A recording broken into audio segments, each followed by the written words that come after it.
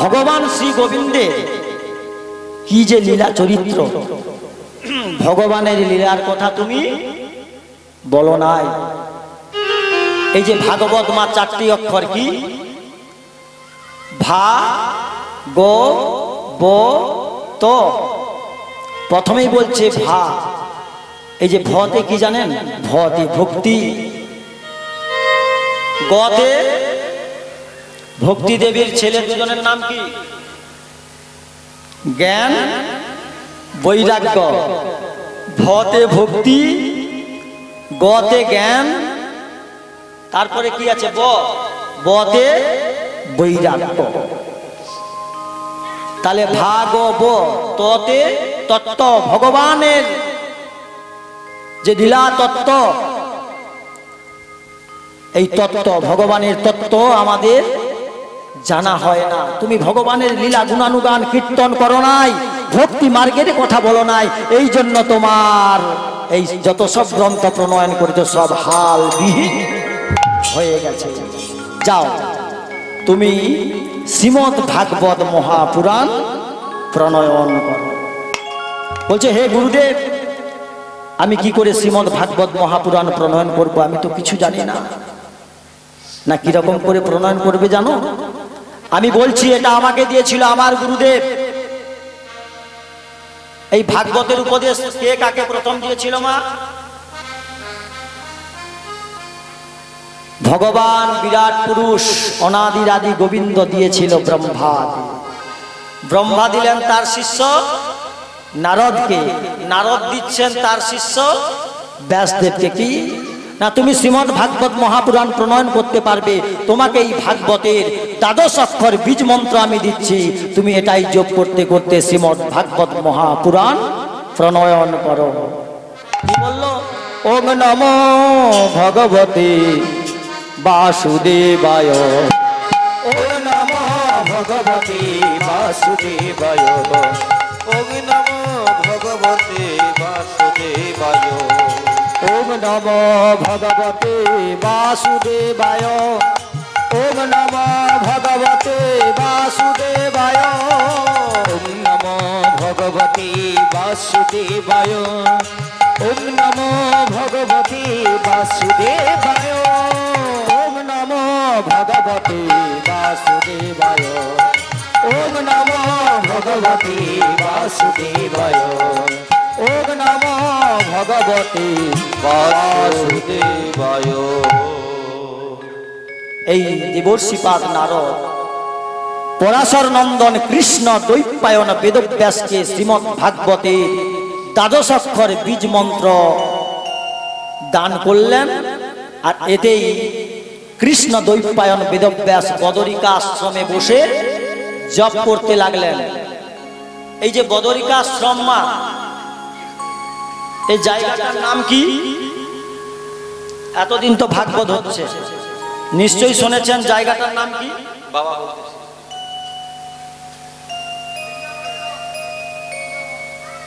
না, বদরিকা আশ্রম যেখানটায়, ওই জায়গাটার নাম কি? আগে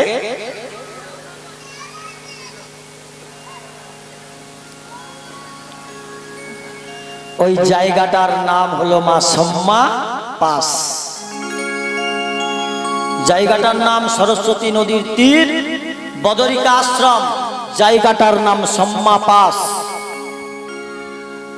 বদরিকা আশ্রম কেন বলা হলো না?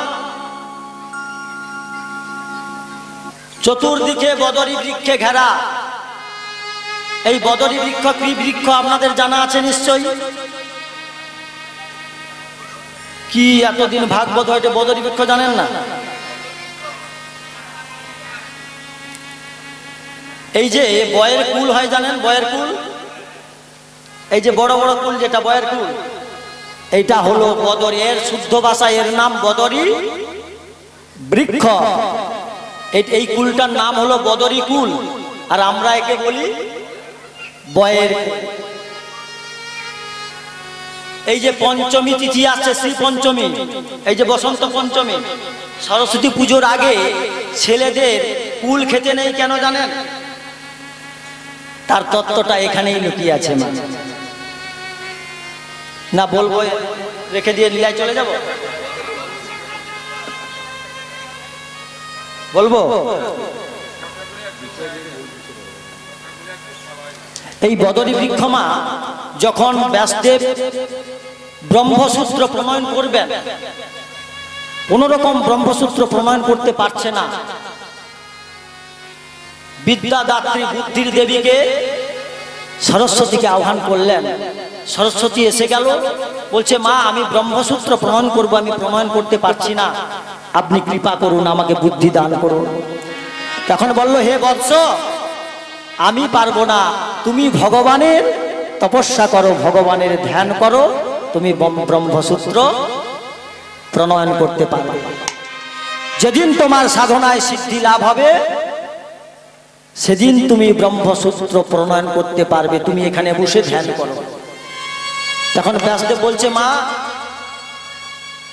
আমি ধ্যান করব, আমার সাধনায় সিদ্ধি লাভ কবে হলো আমি জানবো কি করে?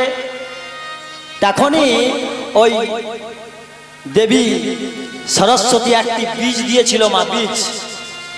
বলছে এই বীজটা নাও, বীজটা নিয়ে তুমি রোপণ করো, রোপণ করে ও থেকে একটা গাছ হবে, ওই গাছের গোড়ায় বসে তুমি তপস্যা করো, ওই গাছটা বড় হবে, বড় হয়ে ফল হবে, আর ওই ফল যেদিন পেকে তোমার মাথার উপরে পড়বে তুমি সেদিন জানবে তোমার সাধনায় সিদ্ধি লাভ হয়ে গেছে। তাই ওই বীজটা রোপণ করে দিয়ে, ওই বদরী বীজটা রোপণ করে দিয়ে ওখানেই ব্যাসদেব ওই ব্রহ্মসূত্র প্রণয়ন করবার জন্য ধ্যান করছেন ভগবানের। বৃক্ষ বড় হয়ে ফল হলো, ফল পেকে মাথায় পড়লো। কবে পড়েছিল জানেন মা? এই শ্রী পঞ্চমী তিথিতে। এই শ্রী পঞ্চমী তিথিতে ব্যাসদেবের মাথায় পড়লো। যেই না মাথায় পড়লো, আর ওই বদরী কুলকে নিয়ে ব্যাসদেব কি করলো, যেহেতু ওই বাগদেবী মাতা সরস্বতী দিয়েছিল, সেই মাতা সরস্বতীকেই ওই কুলটি অর্পণ করলেন। এই বসন্ত পঞ্চমীতে, শ্রী পঞ্চমীতে এই কুলটা পড়েছিল মা। আর এই বসন্ত পঞ্চমীতে প্রথম সরস্বতী পূজা করলো ব্যাসদেব। পরাশর নন্দন কৃষ্ণ দ্বৈপায়ন ব্যাসদেব। এই জন্য যেহেতু শ্রী পঞ্চমীতে পড়েছিল, আর ওই দিনকার পরাশর নন্দন কৃষ্ণ দ্বৈপায়ন বেদব্যাস মাতা সরস্বতীকে ওই বদরী কুলটা দিয়েছিল, প্রদান করেছিল। এই জন্য তার আগে ছেলে মেয়েদের কোন কুল খেতে নেই। তাহলে এই বদরিকা আশ্রমে বসে বসে নারদ বলল তুমি ভাগবত প্রণয়ন করো, শ্রীমদ্ ভাগবত মহাপুরাণ রচনা করো। কি করলো? নিগম কল্পতরুর গলিত ফলম শোক মুখদামৃত দ্রব সংযুত পিবত ভাগবত রসমালয় মোহরোহ রসিক ভুবি ভাবুকা। শ্রীমদ্ ভাগবত প্রণয়ন করলেন। বেদরূপ কল্প বৃক্ষের সুপরিপক্ক ফল।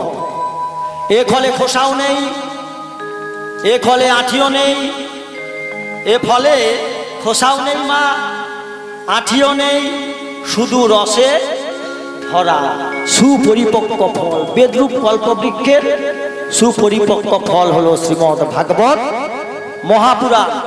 অনেকে দেখবেন নারকেলের সঙ্গে শ্রীমদ্ ভাগবতকে তুলনা করে। কি বলে? একটা খোসা ছাড়ালে তারপর একটা শক্ত কাঠ, আবার কাঠকে ভেদ করলে তার ভিতরে বস্তু আছে, বলে না? না, শ্রীমদ্ ভাগবতকে নারকেলের সঙ্গে তুলনা করা যাবে না, কেন এতে খোসাও নেই, আঠিও নেই, এর কোনো জিনিস বাদ হয় না। এই ফলটা মা, কোনো পাকা ফল যদি সোজা গাছ থেকে নিচে পড়ে কি হবে? ফেটে নষ্ট হয়ে যাবে। কিন্তু এই ফল নষ্ট হয় না। কেন জানেন? ওই পাকা ফলটা গড়িয়ে গড়িয়ে গড়িয়ে গড়িয়ে ডালাপালায় শাখা প্রশাখায় পড়ে পড়ে আসছে, এই জন্য ফলটা নষ্ট হয় না। শাখা প্রশাখা কিটা? ভগবানের কাছ থেকে ব্রহ্মা, ব্রহ্মার কাছ থেকে নারদ, নারদের কাছ থেকে ব্যাসদেব। ব্যাসদেব চিন্তা করছে এই শ্রীমদ্ ভাগবত মহাপুরাণ আমি কাকে দিয়ে যাব? এর উপযুক্ত একজন ব্যক্তি প্রয়োজন তো, যে শ্রীমদ্ ভাগবত মহাপুরাণকে রক্ষা করবে।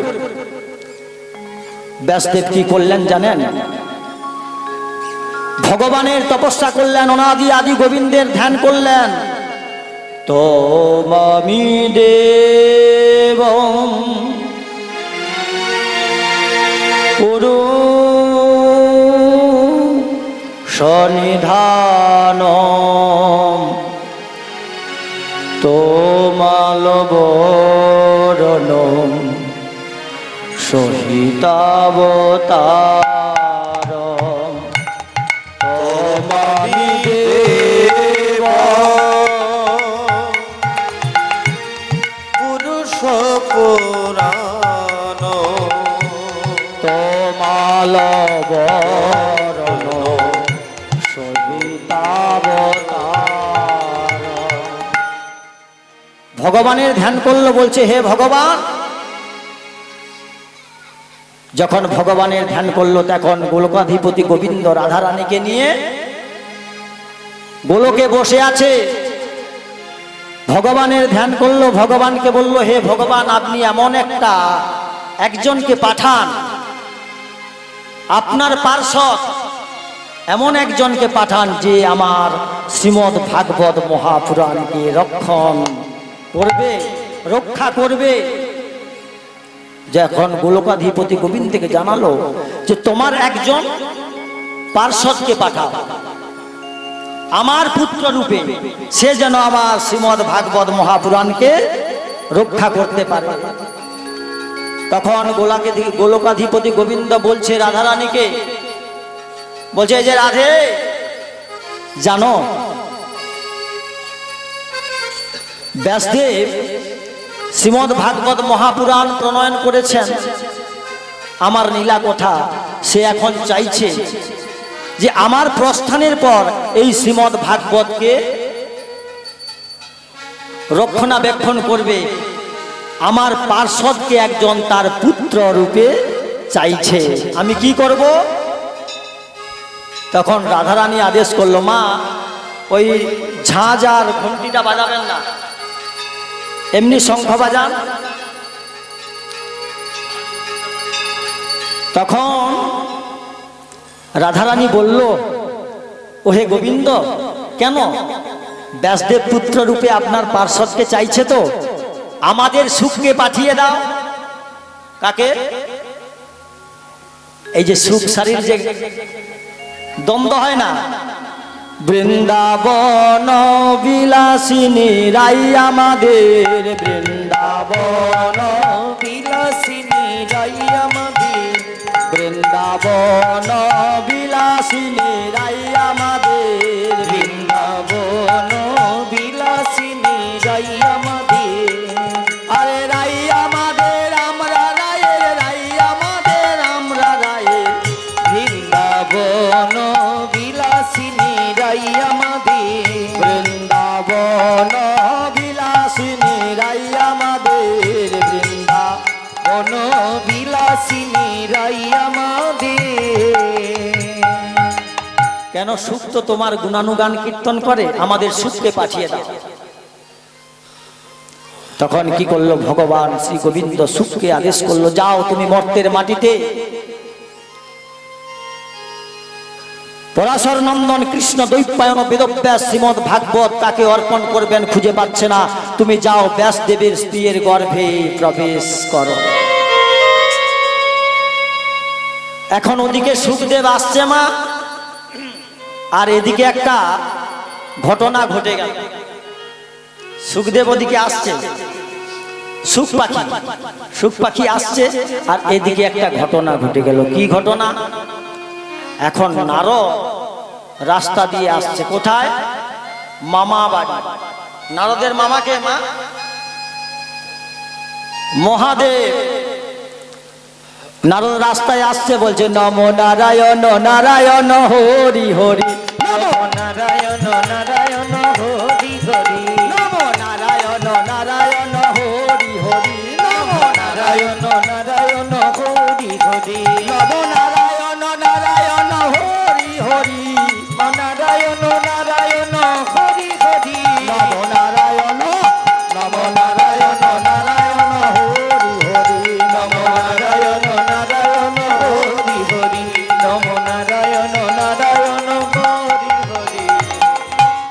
কৈলাসে এসে গেলেন নারদ।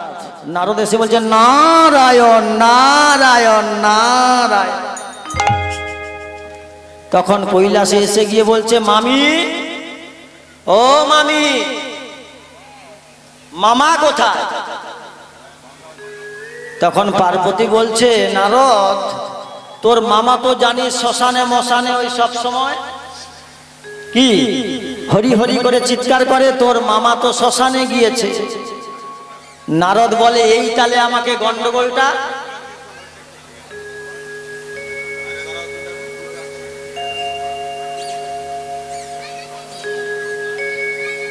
নারদ বলছে এই সময় আমাকে গন্ডগোলটা বাঁধিয়ে দিতে হবে। বলছে মামি একটা কথা বলবো, কাউকে বলবে না। বলে কি বলছি নারদ বল। না মামি, মামা তোমাকে ভালোবাসে। বলে কি ভালোবাসবে নাকি নারদ, তোর মামা আমাকে অন্তর দিয়ে প্রাণ দিয়ে ভালোবাসে। বলে সত্যি মামি, তোমাকে মামা ভালোবাসে?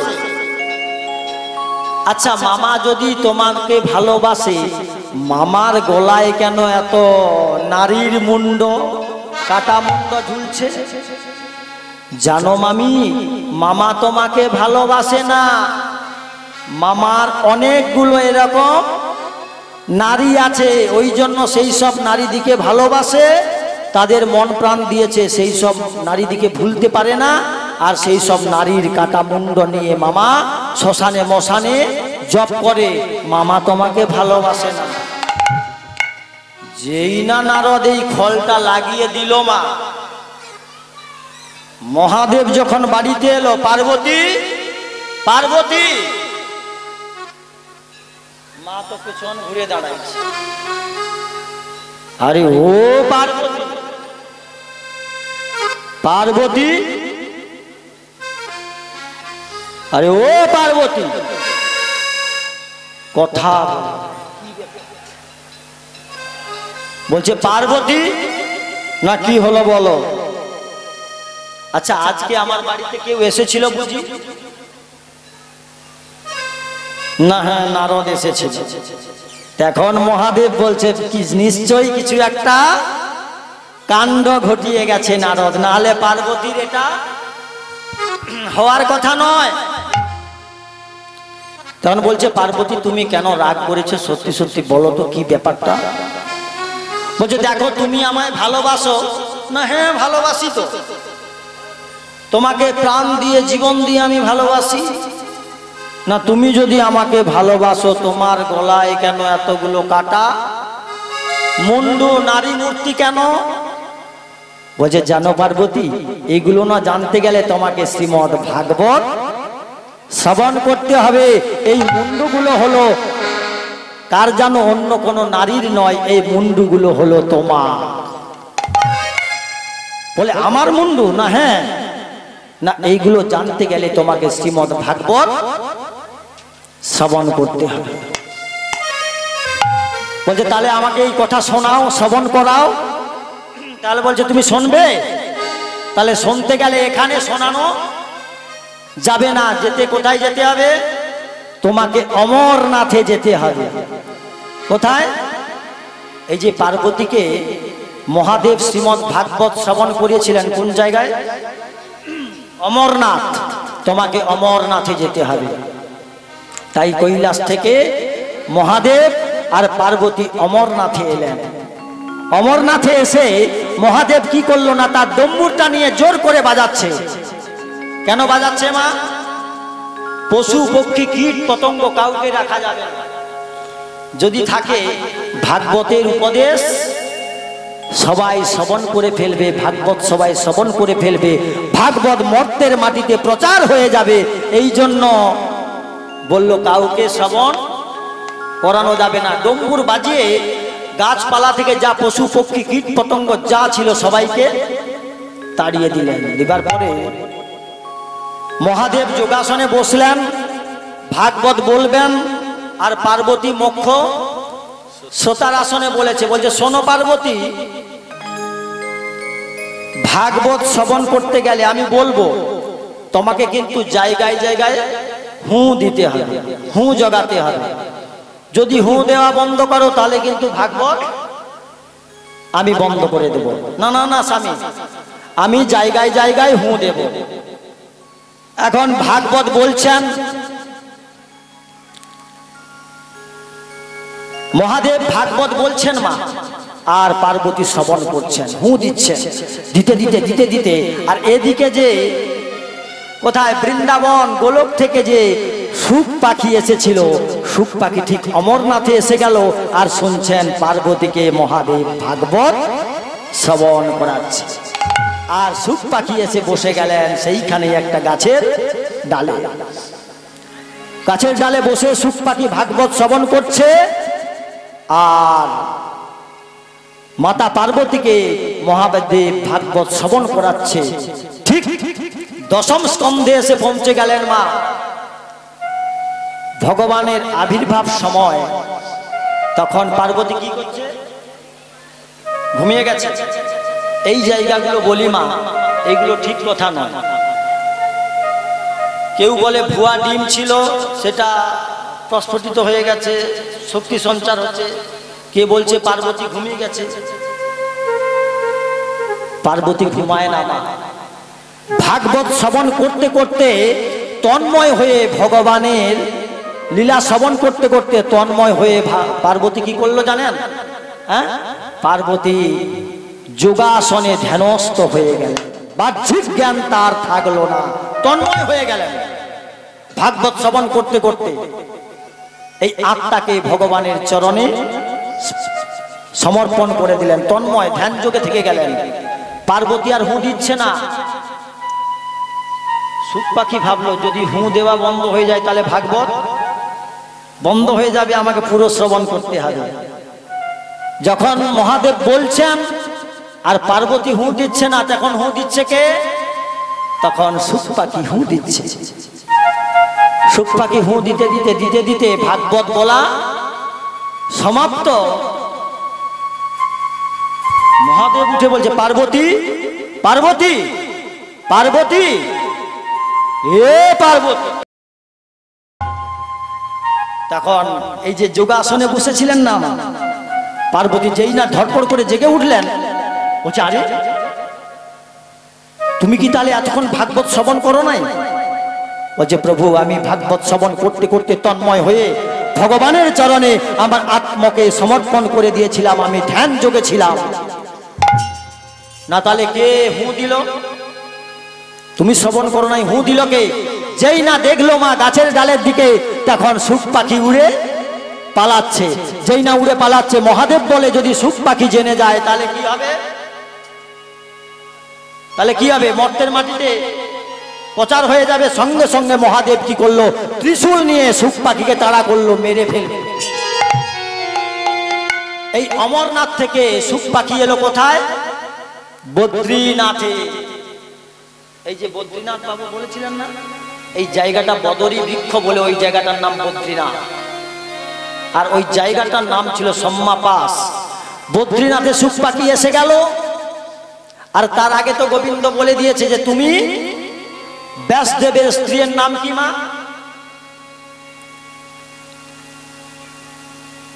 ব্যাসদেবের স্ত্রীর নাম কি?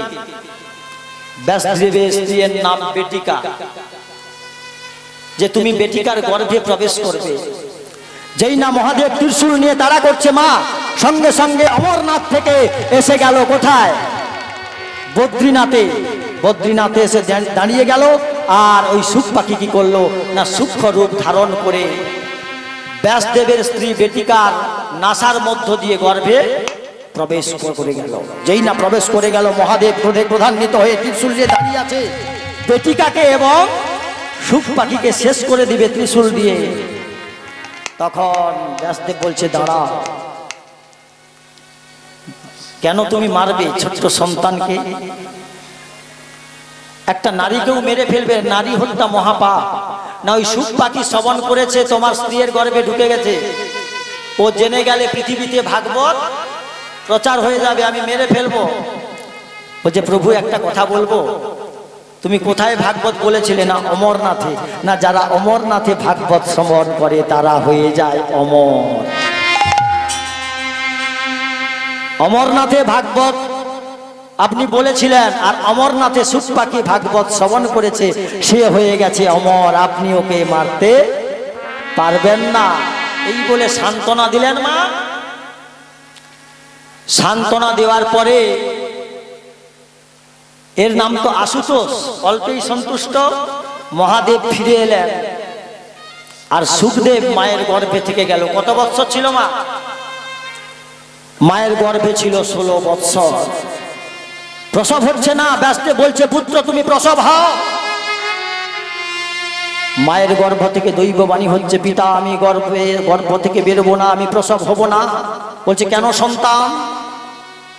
না, আমি মর্তের মাটিতে প্রসব হওয়ার সঙ্গে সঙ্গে মায়া আমাকে আক্রমণ করবে, আমি মর্তের মাটিতে প্রসব করব না। কেন? মায়া আমাকে আক্রমণ করলে আমি সব ভুলে যাব, যে জায়গায় ছিলাম মায়ার কথা থেকে মা।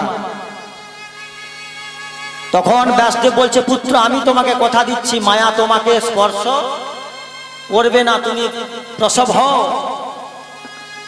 তখন ব্যাসদেবকে বলছে দৈববাণীতে পুত্র সুখদেব, বলছে পিতা তুমি 100 বার 1000 বার বললেও আমি প্রসব হব না, তুমি বলছো মায়া স্পর্শ করবে না, তোমার কথায় তো হবে না। যদি একমাত্র মায়াধীশ সেই ভগবান যদি এসে আমাকে বলে মায়া স্পর্শ করবে না, তবেই আমি প্রসব হব। সে মায়াধীশ, যে যার আন্ডারে মায়া অধীন আছে, সেই মায়াধীশ পরমেশ্বর ভগবান যদি বলে যে মায়া তোমাকে স্পর্শ করবে না, শিশু তুমি প্রসব হও, তাহলেই আমি প্রসব হব। এই বললে ব্যাসদেব কি করলো? গোলকাধিপতি গোবিন্দের শরণাপন্ন হলেন। ভগবান গোবিন্দ এসে সুখদেবকে বলল, হে বৎস, হে শিশু, তুমি প্রসব হও, আমি কথা দিলাম তোমাকে মায়া স্পর্শ করবে না। তাই ভগবানের কথায় সুখদেব প্রসব হলো মা। প্রসব হওয়ার সঙ্গে সঙ্গে হাতে দণ্ড, কুমণ্ডল, উলঙ্গ সন্ন্যাসী চলে যাচ্ছে। আর যেই না চলে যাচ্ছে, প্রসব মাত্রে কোনো দিকে লক্ষ্য নেই, আর ব্যাসদেব ডাকছে পুত্র পুত্র দাঁড়াও, পুত্র দাঁড়াও। সুখদেব শুনছে না, পুত্র পুত্র বলে ডাকলো, সুখদেব শুনলো না মা। আর কিছু রমণী ওই সরস্বতী নদীর তীরে, নদীর জলে উলঙ্গ অবস্থায় কুলে বস্ত্রগুলো রেখে দিয়ে স্নান করেছিলেন। যেই না ব্যাসদেবকে দেখলো, এর আগে সুখদেব গেল, সুখদেবকে দেখে তারা বস্ত্র ধারণ করেনি মা। 16 বৎসরের একটা ছেলে যাচ্ছে, তাকে দেখে বস্ত্র ধারণ করেনি, কিন্তু যেই না ব্যাসদেবকে দেখলো, তারা 80 বৎসর বয়স তখন ব্যাসদেবের, দেখে বস্ত্রটা ধারণ করলো। ব্যাসদেব বলছে মা আমার 80 বৎসর বয়স, আমাকে দেখে তোমরা লজ্জা নিবারণ করলে, কিন্তু একটা 16 বৎসরের যৌবন ছেলে, কৈশোর প্রাপ্ত ছেলে যাচ্ছে, যৌবন প্রাপ্ত উলঙ্গ ছেলে একটা, তাকে দেখে তোমরা লজ্জা নিবারণ করলে না, বস্ত্র ধারণ করলে না। বলছে দেখো ওর মধ্যে মায়া নেই, ও কোনটা স্ত্রী কোনটা পুরুষ ওর মধ্যে সেই জ্ঞান নেই। আর আপনার মধ্যে 11 ইন্দ্রিয় ষড়রিপু, প্রত্যেকটা জিনিস কাম ক্রোধ লোভ মোহ মদ মাশ্চর্য সবটাই আপনার মধ্যে বিদ্যমান। এই জন্য আপনার মায়া আছে, আপনি মায়াবদ্ধ জীব, আর সুখদেব হলো মায়া মুক্ত জীব। ত্রিকুট পর্বতে পাদদেশে সুন্দর একটা উদ্যান মা, ত্রিকুট পর্বত, তার নিচেই একটি সরোবর, সুন্দর সরোবর। আর ওই সরোবরের পাড়ে সুন্দর একটি ফুলের বাগান, উদ্যান, সুন্দর ফুলের উদ্যান, সুগন্ধময়, কি সুন্দর বাতাস। সেই উদ্যানে ফুলের বাগানগুলো আছে। আর ওই ত্রিকুট পর্বতের গভীর জঙ্গলে বাস করত মা গজেন্দ্র। গজেন্দ্র মানে হাতি। তার 1,00,000 সন্তান। ওই গজেন্দ্র বাস করত, তার 1000 স্ত্রী মা হস্তি। আর এই যে সুন্দর উদ্যান ফুলের বাগান, ত্রিকুট পর্বতের নিচে যে সুন্দর সরোবর, ওই সরোবরে একজন বাস করত। কে? এই তো মা, তো মহাভাগবত মা। ওই সরোবরে বাস করত নক্র। নক্র মানে কুমির। ওই কুমির বাস করত। আর এই হাতি একদিন কি করলো মা, ওই গভীর জঙ্গল থেকে বেরিয়ে এলো। গভীর জঙ্গল থেকে বেরিয়ে এসে হাতির কাজ কি না, যেই না সুন্দর সুন্দর ফুলের বাগানগুলো দেখলো মা, সুগন্ধময় মলয় বাতাস, আর হাতি এসে ওই ফুলের বাগানে তাণ্ডব চালালো। ফুলের বাগানটাকে ভেঙে তছনছ করে দিল মা, সুর দিয়ে সুন্দর সুন্দর ফুলগুলোকে ছিঁড়ে ফেললো। ফুলের ডালপালা গাছগুলোকে, বৃক্ষগুলোকে একদম উৎপাটন করে সব শেষ করে দিল। ওই সরোবরে ছিল কে?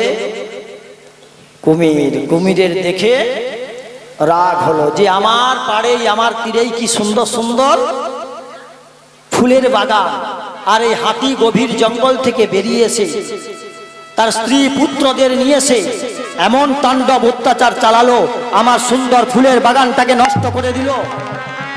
ওই নক্র মানে কুমিরের রাগ হলো। এখন হাতির তো কত ক্ষমতা, ক্ষমতা প্রয়োগ করলেন। প্রয়োগ করার পরে মা কি হাতি হাঁপাবে না হাঁপাবে না? এখন হাতি পরিশ্রান্ত হয়ে কি করলো জানেন? ওই যে সুন্দর সরোবর ছিল, ওই সুন্দর সরোবরে জল পানের জন্য দুটো পাকে নামিয়ে দিলেন, আর দুটো পা কুলে রাখলেন। রেখে ওই সুর দিয়ে জল পান করবে। আর কুমির বলছে এতক্ষণে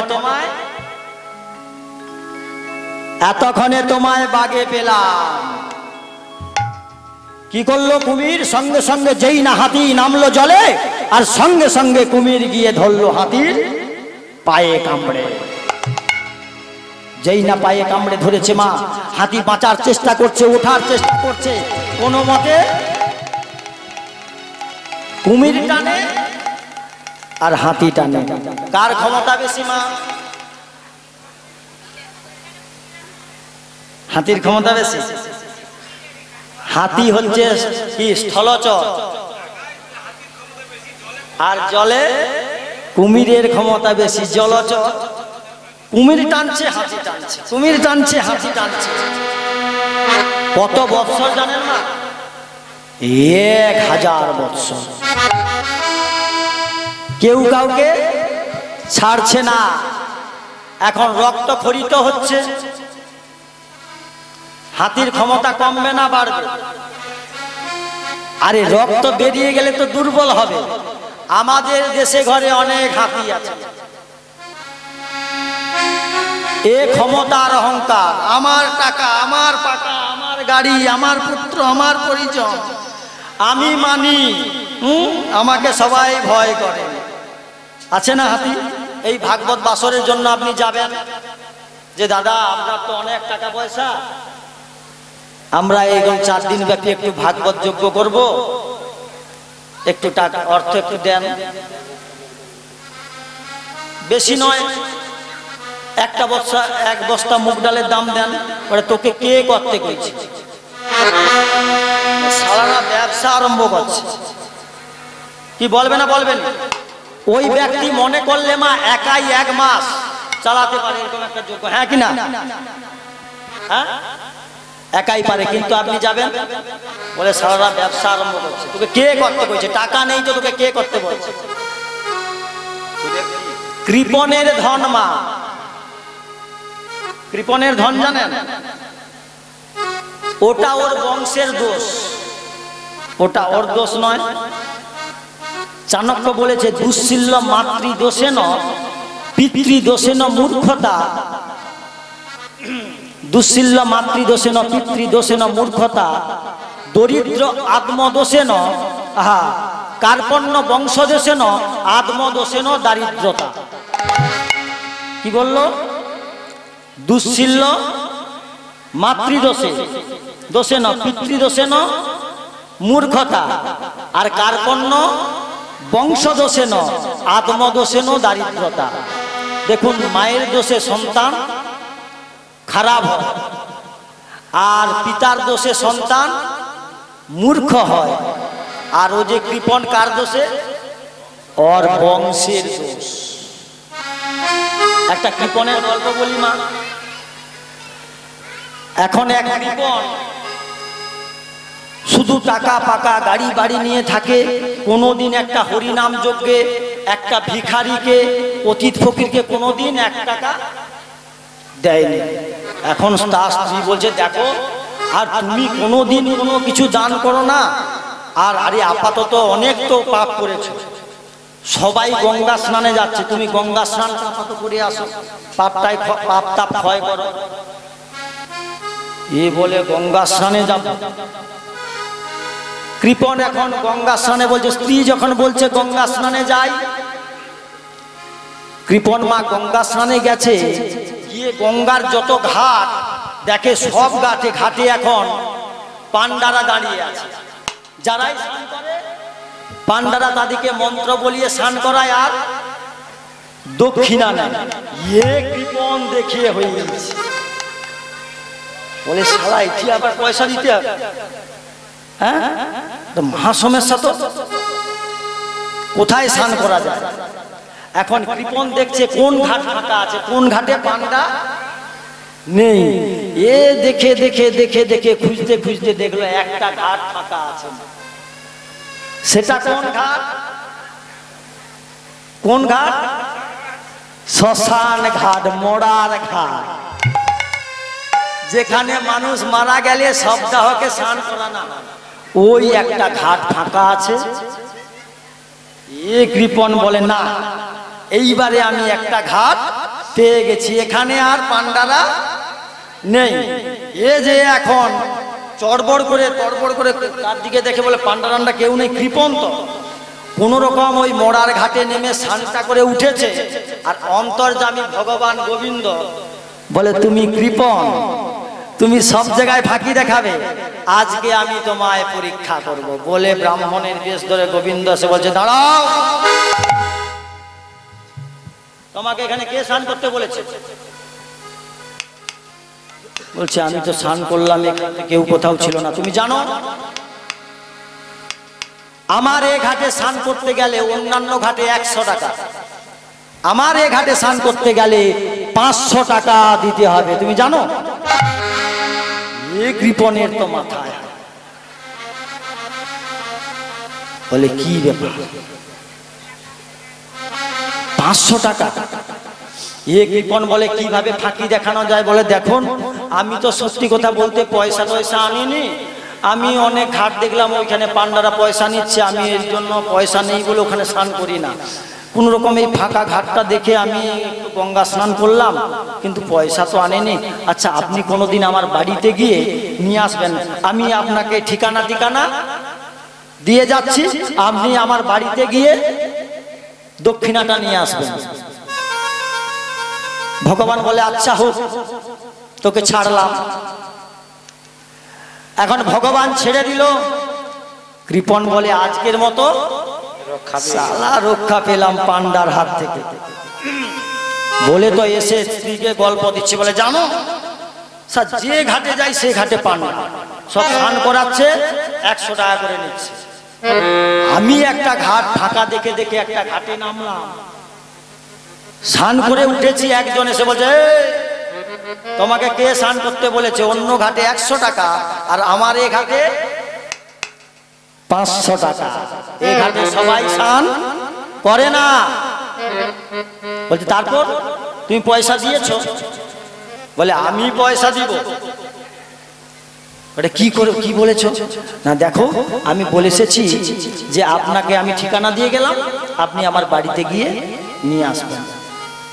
ঠিক স্বামী স্ত্রী এই কথা হচ্ছে মা, আর পান্ডা ভগবান পৌঁছে গেছে ব্রাহ্মণের দেশ ধরে। যেই না পান্ডাকে দেখেছে, এ কৃপণ বলছে, তুমি না বলবে বাড়িতে নেই, আমি গিয়ে শুয়ে পড়তেছি, তুমি বলবে বাড়িতে নেই। ভগবানকে ফাঁকি দেখায়। এখন যেই না সে এসে বলছে, এই যে আগো কৃপণ বাড়িতে আছে, কৃপণ।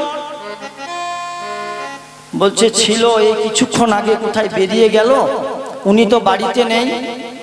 না, আমার ঘাটে স্নান করলো, করে আমাকে বললো যে ঠিকানা দিয়ে এলো, তুমি আমার বাড়িতে যাবে, 500 টাকা দেবে আমার দক্ষিণা।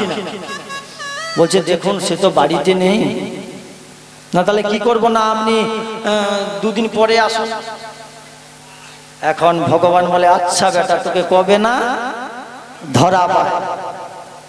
ঠিক 2-4 দিন পরে আবার ভগবান আসছে। যেই না আসছে তখন এই কৃপণের বউ গিয়ে বলছে, তুমি তো সেদিন তো বলে দিলে যে বাড়িতে নেই, এই তো পান্ডা আসে, কি করবে? তখন কৃপণ বলছে, দেখো দেখো, তুমি অভিনয় জানো, অভিনয় করে তুমি শাঁখা টাকা খুলে দাও, সিঁদুরটা মুছে দাও। শাঁখা খুলে দিয়ে সিঁদুর মুছে দিয়ে তুমি কান্নাকাটি শুরু করো। তুমি কোথায় চলে গেলে, আমাকে একা ফেলে চলে গেলে, আমাকে কেন নিয়ে গেলে না, তুমি কান্নাকাটি শুরু করো। এখন যেই না ভগবান এসে বলছে, এই কৃপণ কোথায়? তখন কাঁদছে কৃপণের বউ, জানো পান্ডা, আমার স্বামী আমাকে জীবনের মতো ছেড়ে চলে গেছে, আমাকে একাকিনী ফেলে চলে গেছে, আমাকে নিয়ে গেল না। ভগবান বলছে সর্বনাশ, আরে আমাকে 500 টাকা দক্ষিণা দিবে, কিও চলে গেল। তোমার স্বামী কোথায় গেছে? না, আমার স্বামী মারা গেছে। কিরকম কৃপণ দেখেছেন?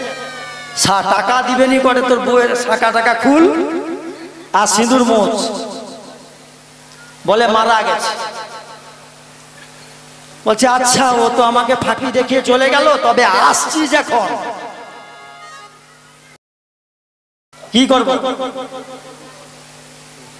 আমি আসছি যখন, ওর শেষ কাজটা, ওর সাধ্যটা একদম দিয়া যাব নাকি? যেহেতু টাকা পয়সা নাই, আমাকে ফাঁকি দেখিয়ে গেছে, আসছি যখন ওর একদম শেষ কাজ করে যাবে। স্ত্রীর তো আবার মাথা খারাপ, বলে যদিও নাটক করলাম, এই কি শেষ কাজ করে যাবে? হ্যাঁ, করে যেহেতু ওকে আমি স্নান করিয়েছি, ও আমার যজমান, হ্যাঁ, ওর সাধ্যটা একদম আমার দিয়ে যাওয়া দরকার। এখন বলে চলো শ্মশান ঘাটে নিয়ে যাই, ওর শেষ কাজটা করে দেই। কৃপণ তখনও মরার ভান করে মা পড়ে আছে। এখন 4 জনায় মিলে দোলনাতে তুলল, তখনও খেচে পড়ে আছে। সেখানে শ্মশানে গিয়ে চিতা সাজানো হলো, তখনও কৃপণ সাড়া দেয়নি। চিতায় তুলে দেওয়া হলো, তখনও কৃপণ সাড়া দেয়নি। এবারে অগ্নি সংযোগ করা হবে, অগ্নি দিয়ে ঘোরাবে, দিয়ে অগ্নিটা সংযোগ করবে। ভগবান ওই গিয়ে ঘুরতে ঘুরতে বলছে, এই কৃপণ, তুই 500 টাকার জন্য মরার ভান করে পড়ে আছিস? আমি কি কিছু জানি না? তোকে 500 টাকা দিতে হবে, তুই আপাতত নিতাই গৌর প্রেমানন্দে হরি হরি বল। যা বলছে 500 টাকা দিতে হবে নি। কৃপণ ধীর পিড়ি করে একদম শ্মশানের কাঠটার, চিতার কাঠটার চিড়ে নিয়ে উঠে পড়ছে। ওরে ঠাকুর, আপনি খুব ভালো, তোমার মতো ভদ্রলোক, তোমার মতো এরকম পান্ডা আমি আর দেখিনি, তুমি আমার 500 টাকা মুকুব করে দিলে। কৃপণের এই দশামা, আপনি যাবেন, আপনাকে গালমন্দ করবে, বলে তোকে কে করতে বলছে? যত সব ভিড়কিটি আরম্ভ বলছে, পয়সা নেই তো করতে কে বলছে? আর ওই লোকটা কোথায় দেবে? যারা হাতি হয় তারা কোথায় দেয় জানেন? ভগবান যাকে ধন দিয়েছে তাকে মন দেয়নি, আর যাকে মন দিয়েছে তাকে ধন দেয়নি। আর ধন আর মন কোটির মধ্যে একজন মা। দেখবেন যারা ধন সম্পদ বিষয় আশয়ে আসক্ত, যারা ধনী হয়ে যায়, হ্যাঁ, তারা হাতির মতো ক্ষমতা প্রয়োগ করে। তারা জানে আমাকে কে ধরবে, আমার টাকা আছে, আমার পাকা আছে, আমার গাড়ি আছে, আমার বাড়ি আছে, আমাকে কেউ ধরতে পারবে না। আর ওরা কোথায় বধ হয় জানেন? ওরা তিনটা জিনিসে লিপ্ত হয়। কি কি জিনিসে? যার টাকা পাকা থাকে, তা সবাই নয় বলছি, ওই যে ধন মন দিয়েছে ওই কোটির মধ্যে একজন, সবাই নয়। যারা টাকা পাকায় লিপ্ত থাকে, ধনৈশ্বর্য বিষয় সম্পদে, তাদের তিনটা জিনিস অ্যাটাক করে। প্রথম নম্বর কি? দ্রুত ক্রীড়া। এখানে দেবে না, ওই তাসপাশায় দিয়ে আসবে, দ্রুত ক্রীড়া। আর কোথায়? নারী। নারী জানেন তো, পতিতালয়, ওখানে দেবে নারী। আর একটা জায়গা মদ্যপাই, ওরা মদ্যপাই হয়ে যায়।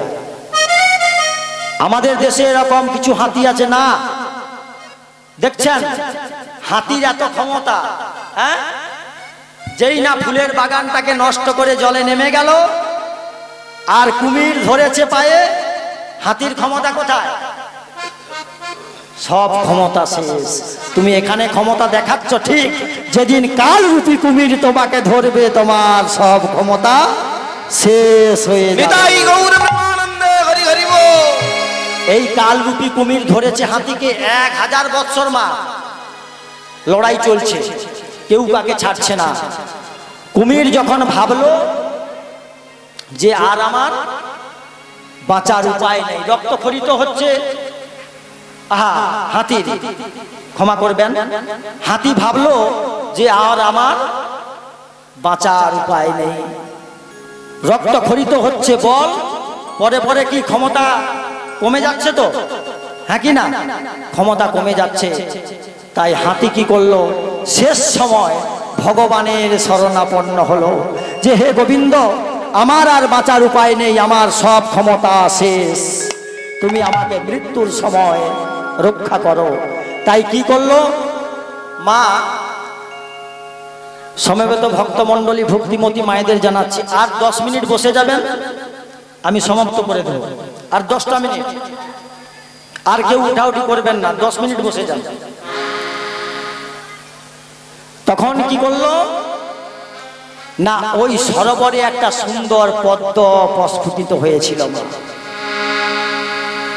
আর হাতি কি করলো যে আমার যখন শেষ সময়, আর আমার কোনো ক্ষমতা আর কোনো কিছু নেই, আমি মরে যাব, মারা যাব, আর বাঁচবো না, কুমির ধরে রেখেছে, রক্ত ক্ষরণ হচ্ছে, তখন কি করলো? সুরে করে ওই পদ্মটাকে তুলে নিলেন। তুলে নিয়ে কি করলেন না, ভগবানের চরণে, হে কৃষ্ণ করুণা সিন্ধু, করুণা সিন্ধু, দীন বন্ধু জগৎপতে, জগতে পতে, গোপেশ গোপিকা কান্ত, গোপিকা কান্ত, রাধা কান্ত নমস্তুতে, নমস্তুতে, তপ্ত কাঞ্চন গৌরাঙ্গী, গৌরাঙ্গিনী, রাধে বৃন্দাবনেশ্বরী,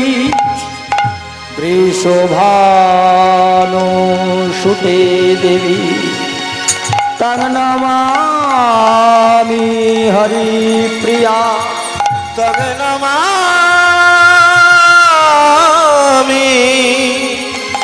হরি প্রিয়া। এই গজেন্দ্র, এই হাতি তার মৃত্যুর সময়, শেষ সময়, ওই পদ্মটাকে সুরে করে তুলে নিয়ে বলল, হে কৃষ্ণ করুণার সিন্ধু, দীন বন্ধু জগৎপতে, গোপেশু গোপিকা কান্ত, রাধা কান্ত নমস্তুতে, তপ্ত কাঞ্চন গৌরাঙ্গী, রাধে বৃন্দাবনেশ্বরী, বৃষভানু সুতাং দেবী, তং নমামি হরিপ্রিয়া। হে ভগবান, আমি মৃত্যুর পথযাত্রী, আমার এখনো মৃত্যু হয়ে যেতে পারে, এই বিপদের সময় তুমি আমায় রক্ষা করো, আমার এই বিপদ থেকে তুমি রক্ষা করো। এই বলে পদ্মটাকে অর্পণ করলেন ভগবানের চরণ কমলে। রক্ষা করো ভগবান,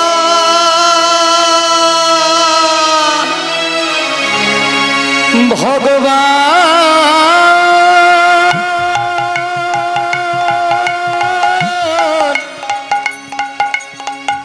রক্ষা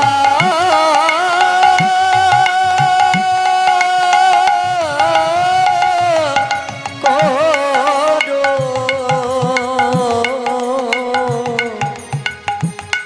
তুমি রক্ষা করো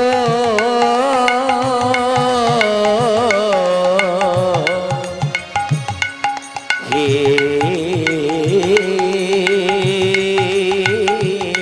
ভগবান, তুমি রক্ষা করো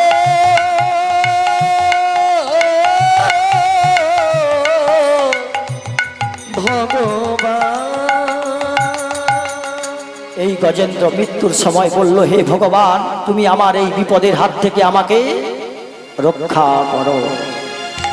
যেই না পদ্মটা অর্পণ করলো মা, আত্মসমর্পণ করে কায় মনোবাক্যে যখন ভগবানের চরণে আত্মসমর্পণ করলেন, পদ্মটাকে গোবিন্দের চরণে অর্পণ করলেন, ভগবান কি করলো না তার সুদর্শন চক্র পাঠিয়ে দিলেন। যেই না সুদর্শন চক্র পাঠিয়ে দিল মা, ওই কুমিরটার গলদেশটাকে ছেদন করলেন ভগবানের সুদর্শন চক্র এসে। যেই না গলদেশটা ছেদন করে দিল কুমিরটার, আর হাতি কুলে উঠে এলেন। কিন্তু একটা আশ্চর্য ঘটনা ঘটে গেল মা, ওই কুমিরটার দেহ থেকে একটা দিব্যকান্তি পুরুষ বেরিয়ে এলো। যেই না দিব্যকান্তি পুরুষ বেরিয়ে এলো, আর স্বর্গ থেকে বৈকুণ্ঠ থেকে একটি পুষ্পক রথ এসে গেল। এই পুষ্পক রথে ওই কুমির থেকে বেরোনো দিব্যকান্তি পুরুষ পুষ্পক রথে বসে বৈকুণ্ঠের পথে আরোহণ করছে, বৈকুণ্ঠে চলে যাচ্ছে। আচ্ছা মা, ভগবানকে ডেকেছিল কে? উদ্ধার হলো কে? কি ব্যাপারটা? কি ব্যাপার? আরে ডাকলো হাতি, উদ্ধার হলো কে?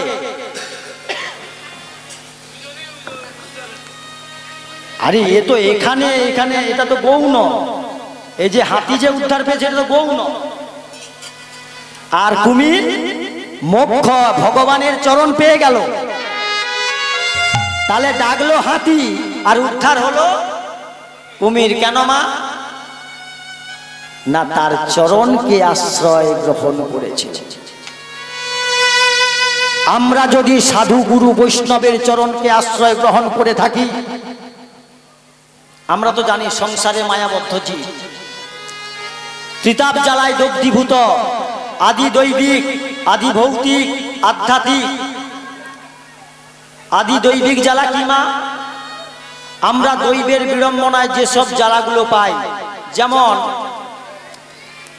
ঝড়, সাইক্লোন, ভূমিকম্প, মহামারী, এইটা দৈবিক জ্বালা, আদি দৈবিক। আদি ভৌতিক জ্বালা কি? জীব দেহ থেকে যে জ্বালাগুলো পাই আমরা, কুকুরে কামড়ানো, সাপে কামড়ানো, বানরে কামড়ানো, এটা ভৌতিক জ্বালা। আদি দৈবিক, আদি ভৌতিক, আধ্যাত্মিক। আধ্যাত্মিক জ্বালা কি মা? আধ্যাত্মিক জ্বালা হলো আমাদের দেহের জ্বালা। এই আধ্যাত্মিক জ্বালাকে দুভাগে বিভক্ত করা হয়েছে মা। একটা হলো মনের জ্বালা, আর একটা দেহের জ্বালা। এই দেহের জ্বালা কি না? রোগ বেসুখ, জ্বর জারি, মারাত্মক ব্যাধি হওয়া, নাকি? এইটা আধ্যাত্মিক জ্বালা। আর মনের জ্বালা, যখন আপনার ছোট্ট সন্তানটাকে কি কষ্টে মানুষ করলেন, ওই সন্তানটাকে মাথার ঘাম পায়ে ফেলে বড় করলেন, উচ্চ শিক্ষায় শিক্ষিত করালেন, সন্তানটা বিয়ে করলো মা, বিয়ে করে ছেলেটা চাকরি পেল, স্ত্রী নিয়ে বৌমাকে নিয়ে বাইরে থাকে, পিতা মাতা এখানে খেতে পায় না, মনের জ্বালা।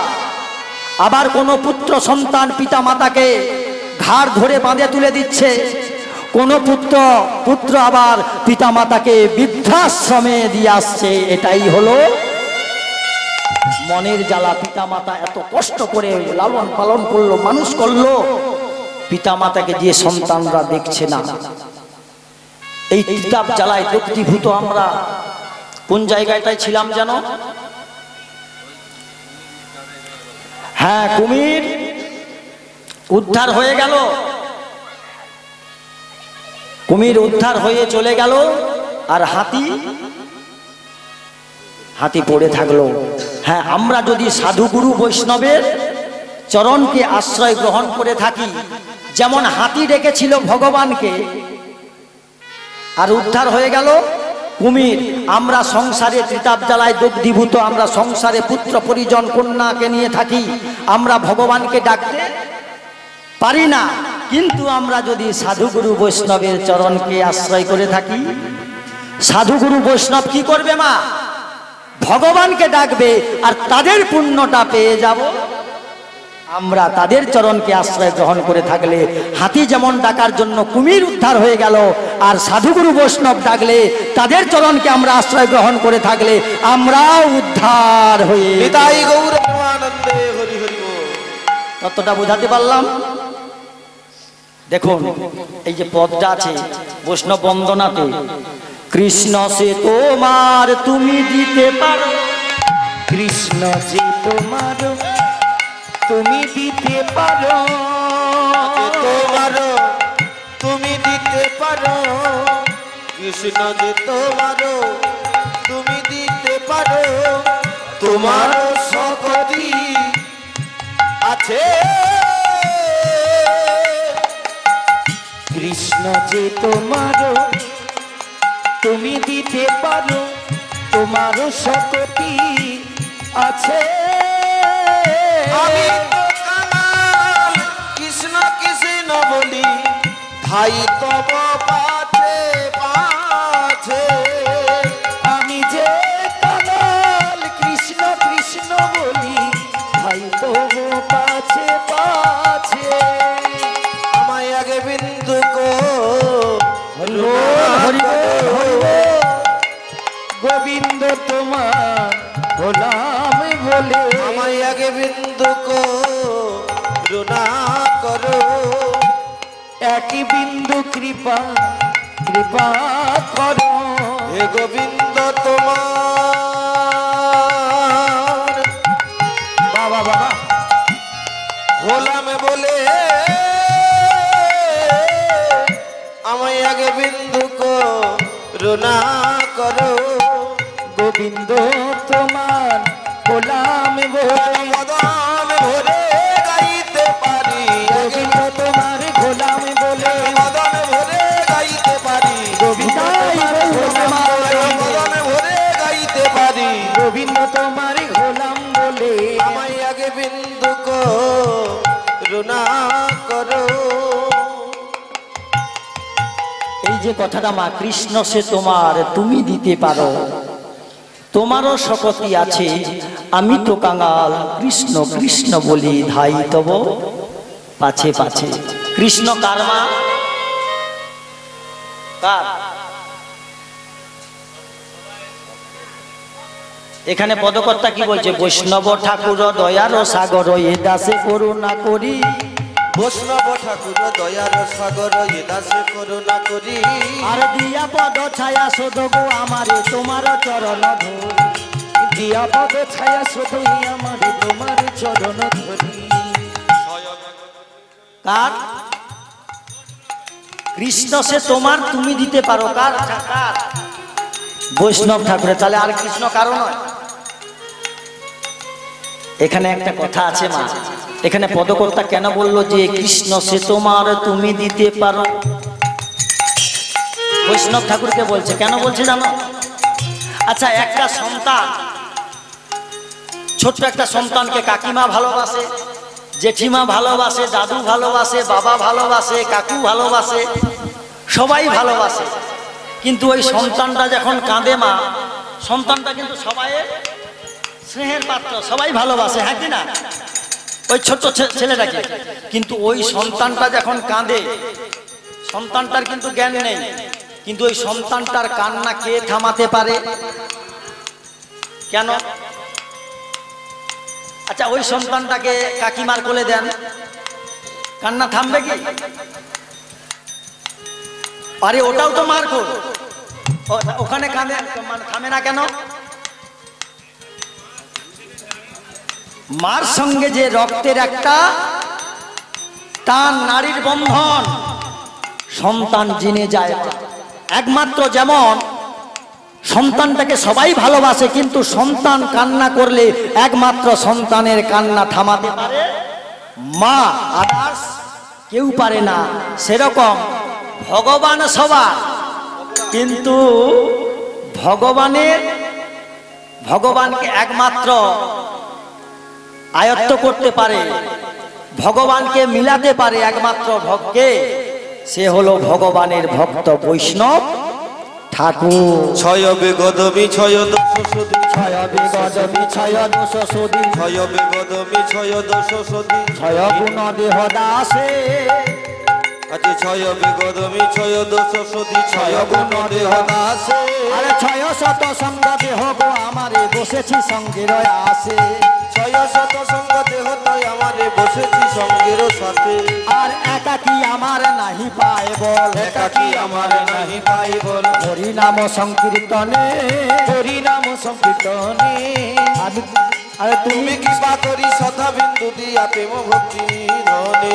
আরে তুমি কৃপা করি শ্রদ্ধা বিন্দু দিয়া দেহ কৃষ্ণ নাম ধনে। তুমি কৃপা করি সদা বিন্দু দিয়া দেহ কৃষ্ণ নাম ধনে।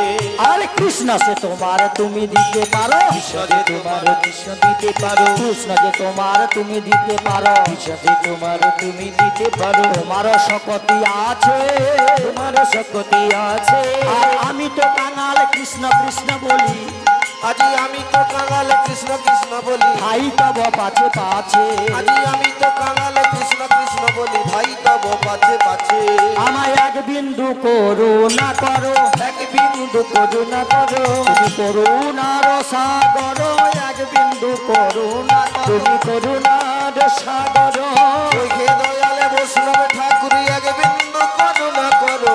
ওহে দয়াল বৈষ্ণব ঠাকুর এক বিন্দু করুণা করো। ওই চরণে শরণ নিলাম এক বিন্দু কৃপা করো। ওই চরণে শরণ নিলাম এক বিন্দু করুণা করো, ওই চরণে শরণ নিলাম এক বিন্দু করুণা করো। ওই এক বিন্দু করুণা করো।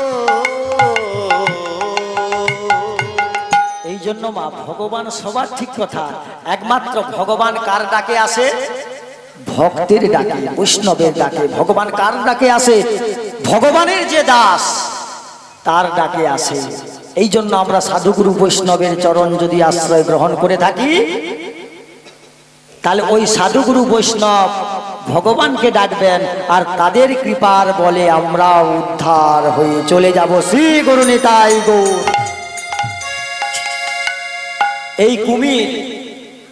এই কুমির যে উদ্ধার হলো মা, কুমির পূর্বজন্মে কে ছিল? কুমির ছিল হু হু রাজা। এই কুমির পূর্বজন্মে ছিল হু হু রাজা। কুমির জনি প্রাপ্ত হলো কেন মা? না, এই হু হু রাজা একদিন দেবল ঋষি একটি পাহাড়ের চূড়ায় বসে বসে ধ্যান করছেন, আর দেবল ঋষি ধ্যান করছেন। আর এই হু হু রাজা কি করলো জানেন মা? এ গিয়ে ওই দেবল ঋষির পায়ে ধরে টেনে দিয়েছে। যেই না টেনে দিল, দেবল ঋষির ধ্যান ভঙ্গ হয়ে গেল। ওরে দুরাচার, ওরে মূর্খ, তুই আমার ধ্যানে বাধা দিলি, আমি তোকে অভিশাপ করলাম, যা তুই পশু জনিতে, তুই কুমির জনি প্রাপ্ত হ। যেই না বললো তুই যা কুমির জনি প্রাপ্ত হ, সঙ্গে সঙ্গে হু হু রাজার ভুল ভেঙে গেল মা। হু হু রাজা সঙ্গে সঙ্গে দেবল ঋষির চরণে পড়ে গেল যে আমি তো ভুল করে ফেলেছি, এই ভুলের জন্য আমার পশুজনি প্রাপ্ত হয়ে গেল, আমি কুমির জনি প্রাপ্ত হব। আমার মুক্তি কবে হবে? না, যেদিন গজেন্দ্র ভগবানকে ডাকবে। সব কথা ব্যক্ত করলেন যে তোমার সরোবরে নামবে, তুমি গজেন্দ্রর পায়ে কামড়ে ধরবে। যেদিন গোবিন্দকে গজেন্দ্র ডাকবে, আর সেদিন গোবিন্দ কৃপা করে তার সুদর্শন চক্র সুদর্শন মানে কি মা? সু মানে ভালো, দর্শন দেখা, সুদর্শন। ভগবানের ভালো দৃষ্টি পড়লো কুমিরের উপর, শুভ দৃষ্টি পড়লো কুমিরের উপর।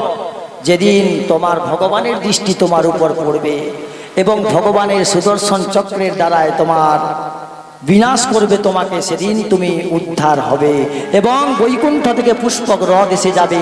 তাতেই সেই পুষ্পক রথে তুমি দিব্য কান্তি রূপ ধারণ করে বৈকুণ্ঠে চলে যাবে।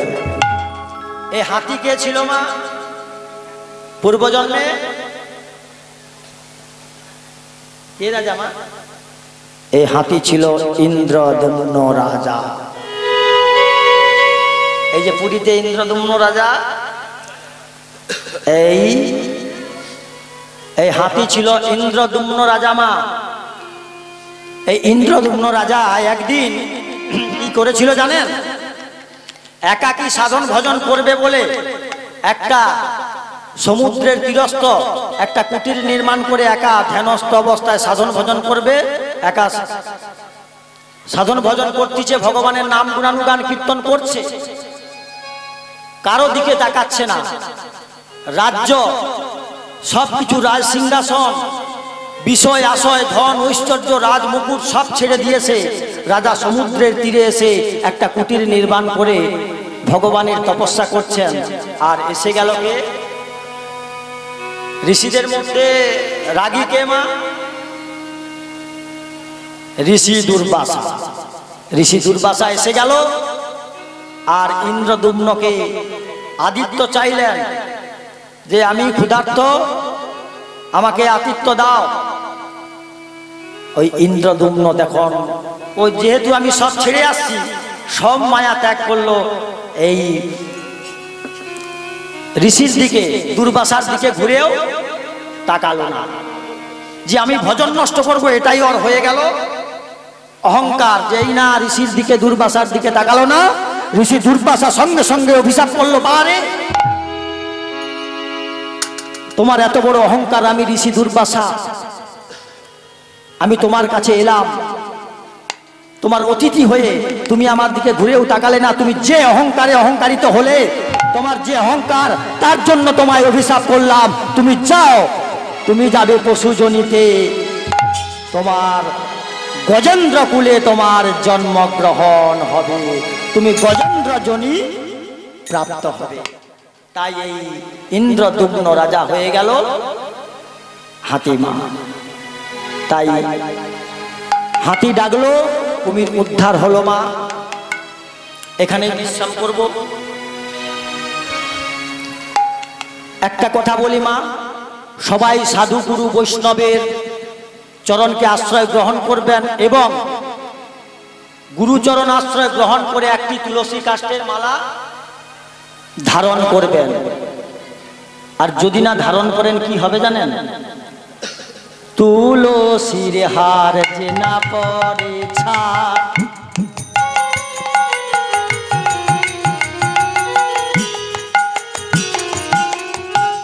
তুলসীর হার যে না পড়ে ছাড়, জমালয়ে বাস হয় তার। তুলসীর হার যে না পরে ছাড়,